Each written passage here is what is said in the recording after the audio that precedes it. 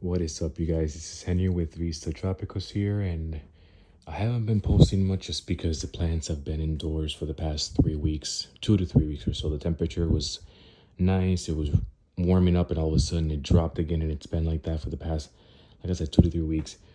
And it's really, really cold outside. The only palm trees that I have outside are my windmill, just because they can actually tolerate that temperature, even though they're in pots. But most of my plants that are in here aren't really cold hardy, and I'm just not gonna take any chances. I do have a European fan palm back there, and she's been in here just because I kind of baby her a little too much. I know she's cold hardy, but I gave her water not that long ago, so the soil is still a little wet, kind of damp in a way. So I'm just waiting until that soil dries out and probably bring her outside. But also, I haven't been taking her outside just because she's not fully acclimated. I don't want the sun to burn the hell out of it, maybe kill it. So, yeah, I was acclimating most of my plants, and all of a sudden the temperature dropped, and I'm like, I have to bring them back inside. So they've been here for, again, the past 2 to 3 weeks. But yeah, I've been changing the soil because a lot of these plants had this clay-based soil that wasn't drying out as quickly as I wanted it, and it was retaining a lot of water, causing root rot. I have lost a couple plants because of root rot because of that in the past, and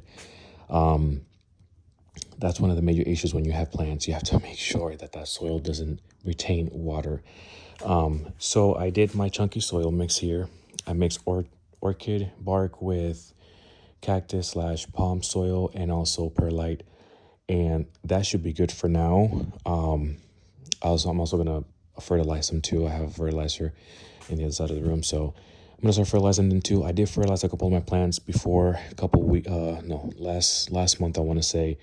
So half of my plants are fertilized, the other half isn't. So I've been kind of trying to get fertilizing them one by one, but it's kind of difficult when my plants are indoors and they're not catching sunlight. They're not outside. Having plants in Wisconsin, having tropical plants, this is not for the weak, you guys. This is some tough shit. This is zone 5B. It's a really cold zone, and especially if they're tropical plants like these, you really need to be on top of them because they will die on you. They will definitely die on you.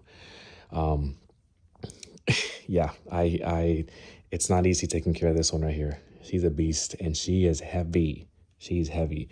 I have to pot her too. There's a lot of her roots sticking out, and I have to repot her, and I have to put more soil on it. So, and I have to repot that one too. My Bismarck here right there. She hasn't grown much. The center spear is still kind of like, she kind of stopped for a little bit right there, and she hasn't grown much. But when it starts to get warmer, she'll start to shoot up. They kind of go into this dormancy state where when the temperature is cold, they kind of stop growing. And then when the temperature warms up again, over time, they start to push out that frond again. Oh my goodness, I can't breathe. I've been pushing shit around, so. But yeah, my foxtail right here, she's been pushing this frond since 2024, you guys. Can you believe that? 2024. So I bought her in Florida in December 2024. I celebrated New Year's in Florida with it, and I brought her from Florida to Wisconsin. And she was this small, the frond. And then last year in the summer, I want to say like mid-August to September, she started growing and growing and growing and growing. And I honestly thought that she was going to open, and she didn't. She stopped growing, and she just stopped growing. But I'm hoping that this year she pushes that frond completely and start opening it. And the reason that this plant is not pushing the frond the way she's supposed to is because she's not in her ideal temperature. These plants are from like zone 11, zone 12. That's Miami, Cuba, Puerto Rico.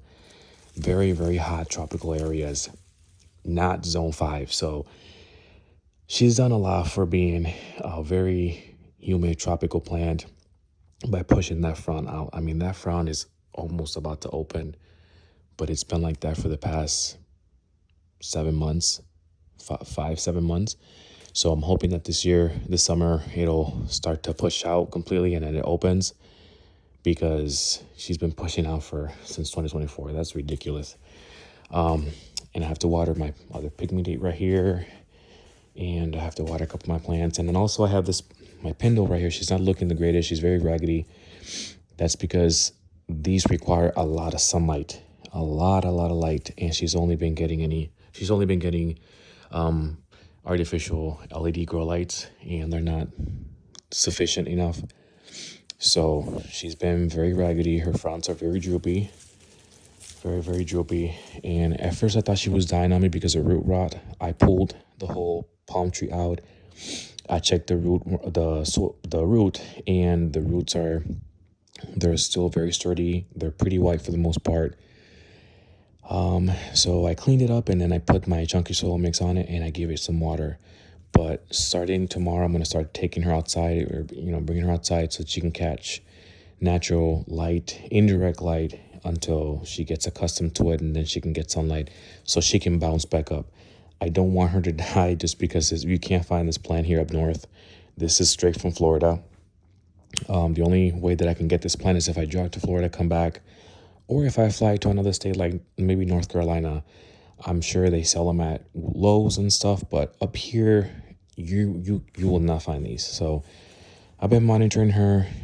She did started pushing this frond because she wasn't pushing anything last year in the winter, and I noticed that she started to push it, but then all of a sudden her frond started to become very droopy, which is when I started to worry about it.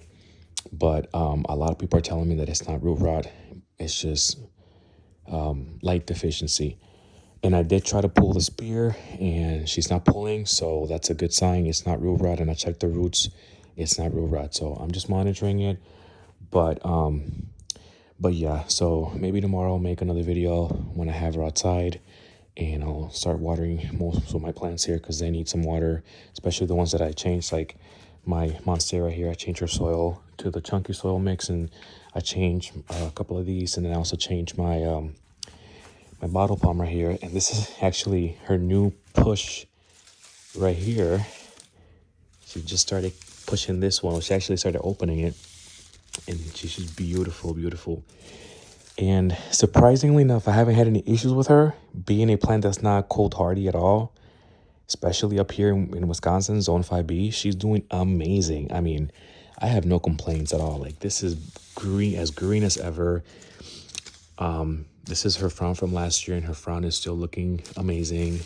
Haven't had any issues, but I did change the soil. And then I have my spindle here, which is a family of the bottle palm. She is looking a little raggedy, but she has a new spear that she pushed, and she's opening it right there.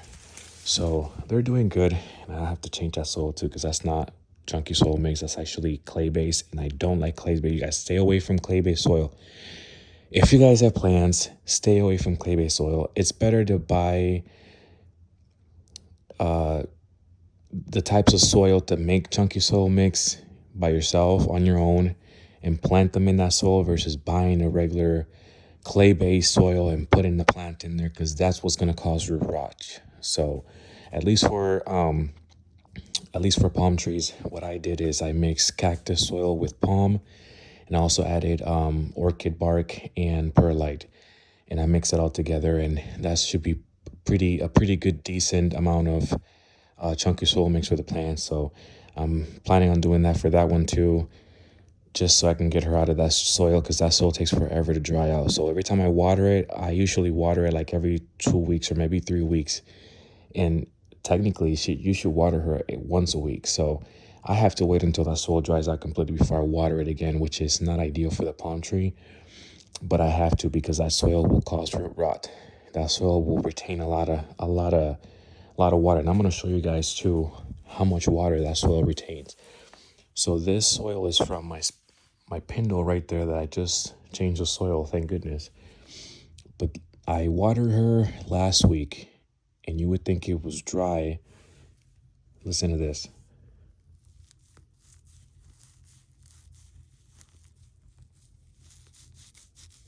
Very, very wet.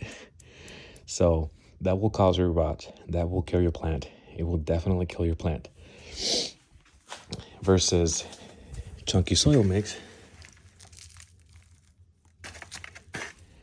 it doesn't retain water. It lets the air in, so it has good airflow, and it essentially releases the water. Like it won't retain the water. So so yeah, this is what I've been working on, you guys. So maybe tomorrow I might make another video of them outside, because I did notice that the temperature is starting to get warmer now.